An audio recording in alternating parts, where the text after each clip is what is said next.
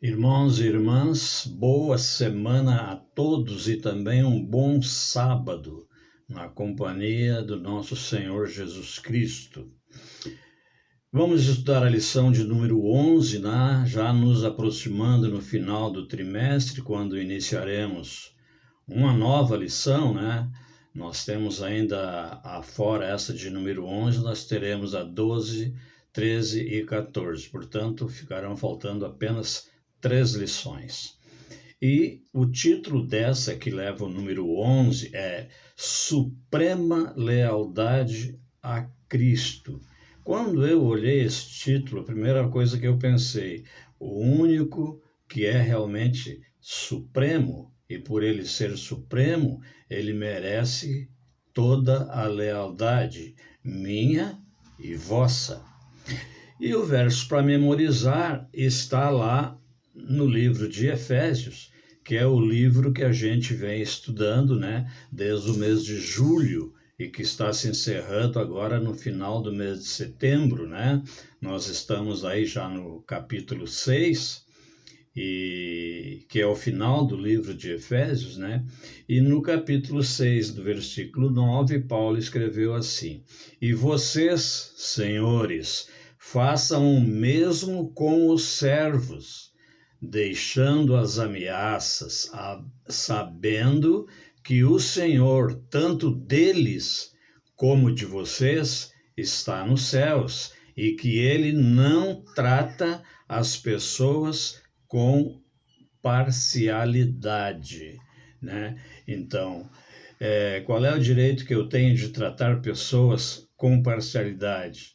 Nenhuma, né? Eu tenho que ser reto com eles, né? Imparcial em tudo aquilo que diz respeito aos meus relacionamentos com pessoas, com parentes, com irmãos, com professores, com pastores, enfim, todas aquelas pessoas que nos rodeiam, né? Vai aí o conselho de Paulo, né? Que não devemos, então, fazer diferente, ser parcial, né? Como o próprio Jesus declarou, não ser imparcial. Mas, irmão, você sabia que existe o Museu da Bíblia? Pois existe. Ele está lá em Washington, capital dos Estados Unidos, né?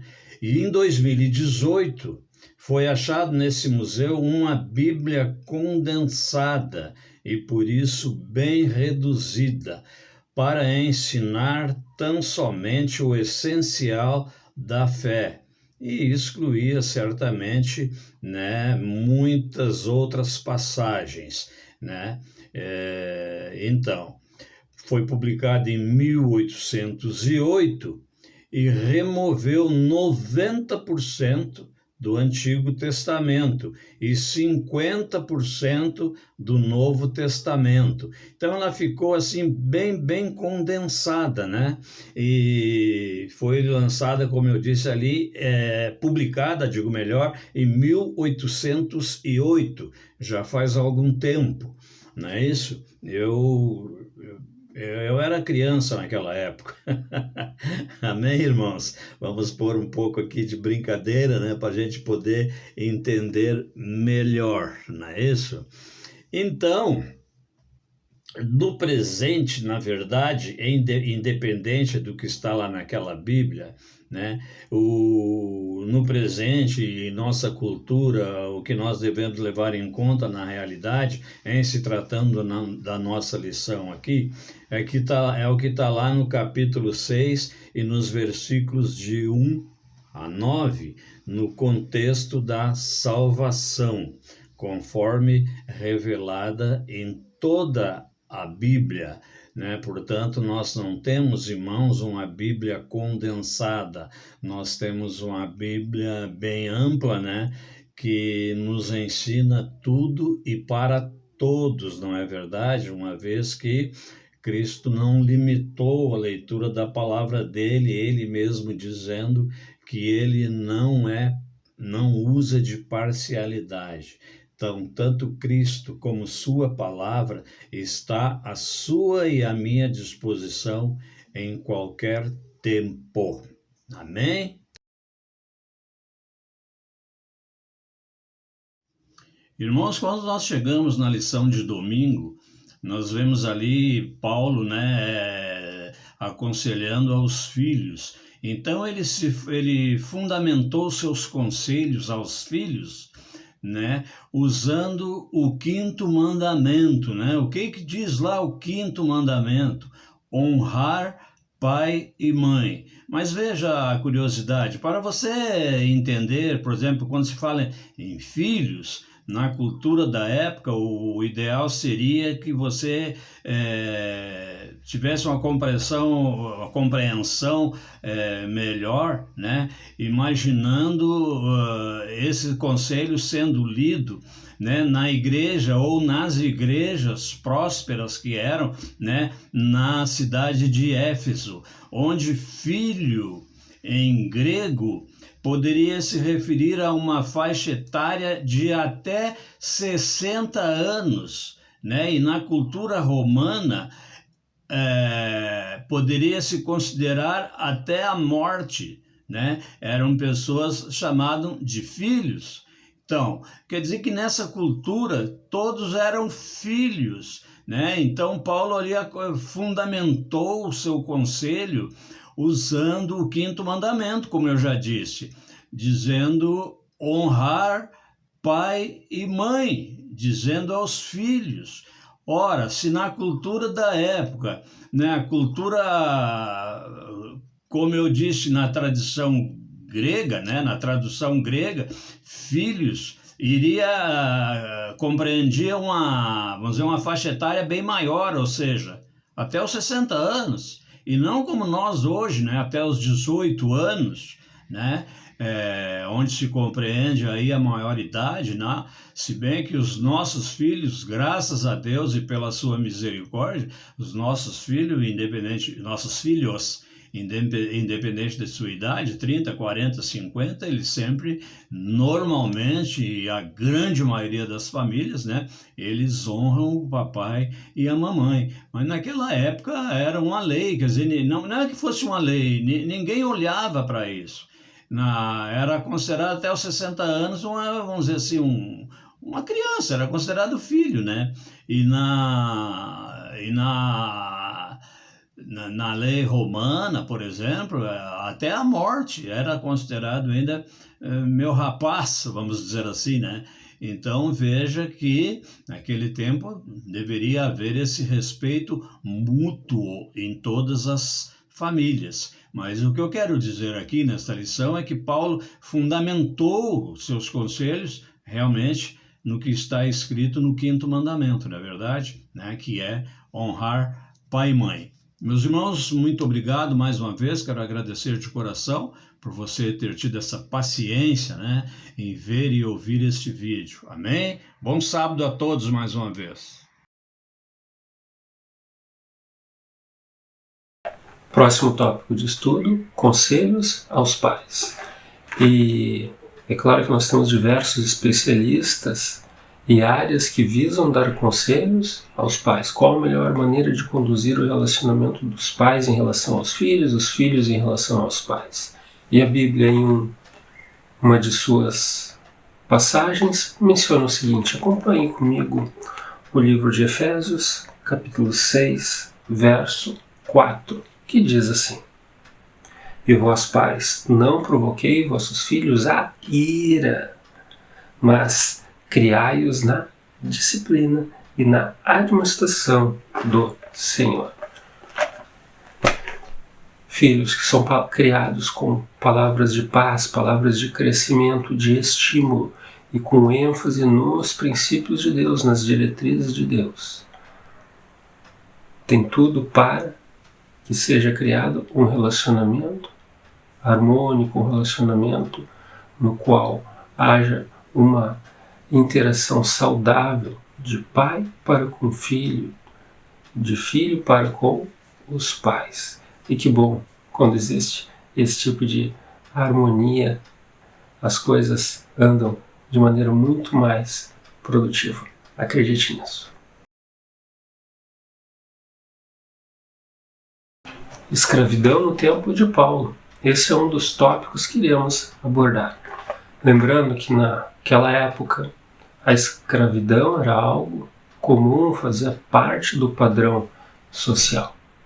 Se por algum motivo alguém servisse alguém no sentido de ser escravo, que um escravo tem o quê? Liberdade restrita, muito limitada, não tem autonomia. Ele é obrigado a seguir as diretrizes, as ordens de seu responsável, ou seja, de seu senhor. Mas Paulo aqui faz uma abordagem justamente no sentido dos proprietários de escravos não utilizarem abusos, não exporem seus servos a um serviço cruel, não utilizar crueldade com aqueles que prestavam serviços como escravos. Observe bem aquilo que está lá em Efésios, capítulo 6, verso 5. Quanto a vós outros servos, obedecei vosso Senhor segundo a carne no temor e tremor, na sinceridade do vosso coração como a Cristo. É claro que aqui o conselho dado àqueles que estavam passando por um momento de servidão no contexto da escravatura, que eles se lembrassem de que antes de estar servindo o seu Senhor, eles estavam servindo a um Senhor maior, a um Senhor chamado Cristo, o próprio Salvador, o próprio Jesus, que entregou a sua vida por todos nós. Então esse era o consolo que Paulo dava aos escravos. E nós precisamos também o quê? Estar atentos da maneira como servimos às outras pessoas.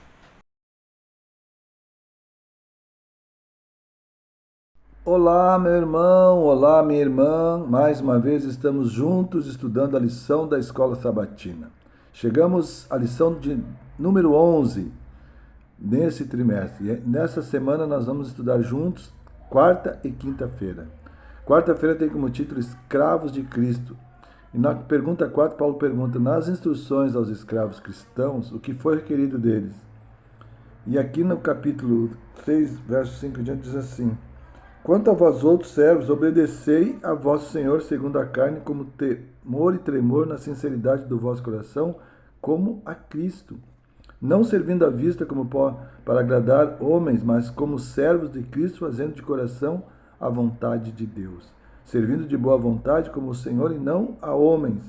Certo de que cada um, se fizer alguma coisa boa, receberá isso uma vez do Senhor, quer sejam servos, quer sejam livres.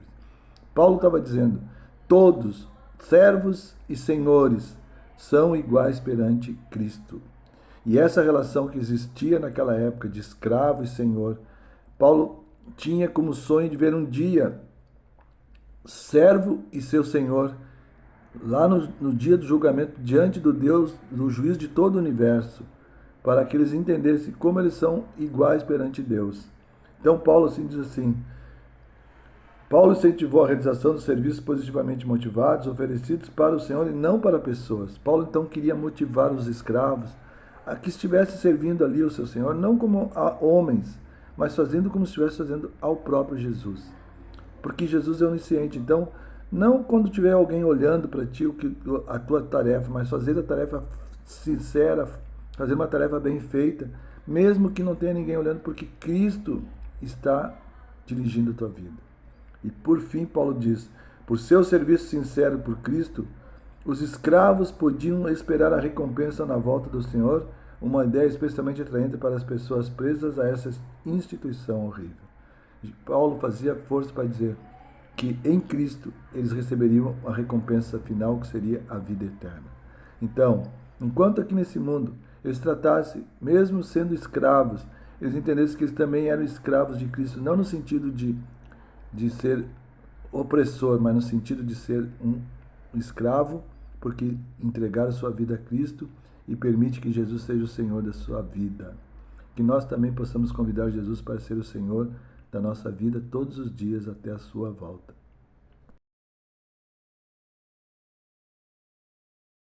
Quinta-feira. Quinta-feira tem como título Senhores que são escravos. Se na parte de quarta-feira Paulo se dirigiu diretamente aos escravos, escravos cristãos ou não cristãos, agora Paulo está se dirigindo aos senhores, aqueles que eram, vamos botar assim entre aspas, dono dos escravos. Paulo diz no verso 9: e vós, senhores, de igual modo procedei para com eles, deixando as ameaças, sabendo que o Senhor, tanto deles como vosso, está nos céus e que para com ele não há acepção de pessoas. Paulo queria que os senhores dos escravos, que muitas vezes já tinham se convertido, que eles tratassem os escravos não com punições, com castigos, espancamento, abuso sexual, que mais venda de escravo que era separado da família, trabalho extremo, fome, algemas, marco de ferro, quente até a morte. Por causa disso eles serão julgados por Deus. Então Paulo está dizendo, olha, se vocês fizerem isso com os seus escravos, não é o mundo que vai julgar vocês, porque aqui diante da sociedade que nós vivemos é normal, você pode fazer o que quiser com o escravo. Mas perante Deus, você é responsável pela pessoa que está ao seu lado. Trate-o como se você estivesse tratando ao Senhor, como se você fosse escravo também de Cristo. E se você é escravo de Cristo, você vai agir como Cristo. E qual é a atitude de Cristo para o ser humano? Cristo nos trata com misericórdia, com amor, com bondade. Esse era o sonho que Paulo tinha, tanto para os senhores com os escravos, como os escravos para com seu Senhor. Paulo pediu aos seus senhores, façam o mesmo com os servos, ou seja, os escravos, o que era surpreendente no contexto do primeiro século. Ou seja, Paulo estava pedindo algo que não era normal, que um senhor tratasse o seu servo como se fosse uma pessoa normal, sem punição, sem castigo, sem abuso, sem nada. Por quê? Porque Paulo está dizendo, se você se converteu e entregou sua vida a Cristo, mesmo que você seja senhor, você tem que tratar o seu escravo como sendo um filho de Deus, aquele que Jesus morreu para salvar na cruz do Calvário. Porque você também é escravo. Apesar de você ser senhor, se você não se submeter e não ser escravo, colocar a sua vontade como escrava da vontade de Cristo, você não verá a salvação. Então, em Cristo nós somos todos iguais. Não importa se você tem uma posição maior ou uma posição menor. Somos iguais porque Deus não faz acepção de pessoas.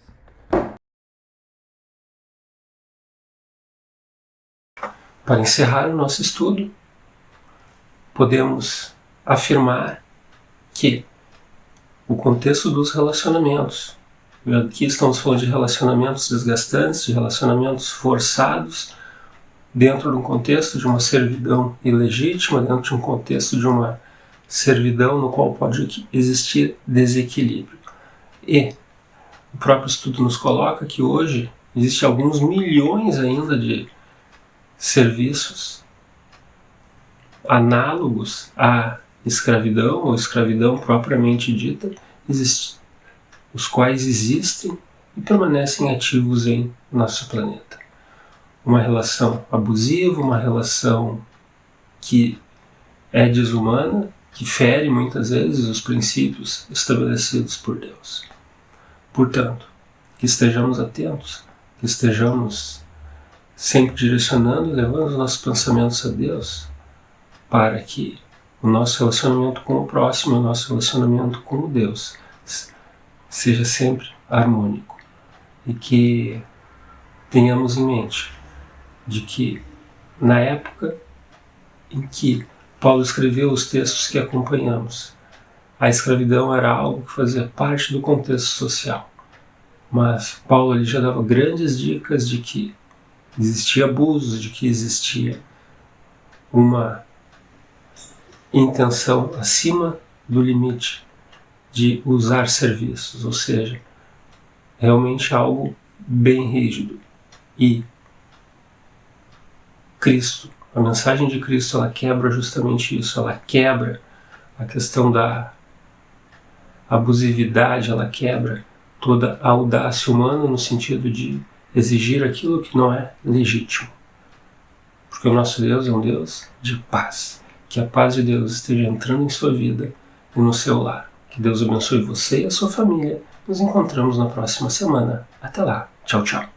Amado Deus, muito obrigado pelos planos perfeitos que tens para mim.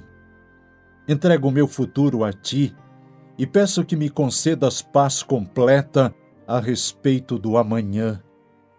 Obrigado, Espírito Santo, porque estás sempre comigo e me guiarás ao longo do caminho, a fim de que eu não me desvie. Em nome de Jesus. Amém.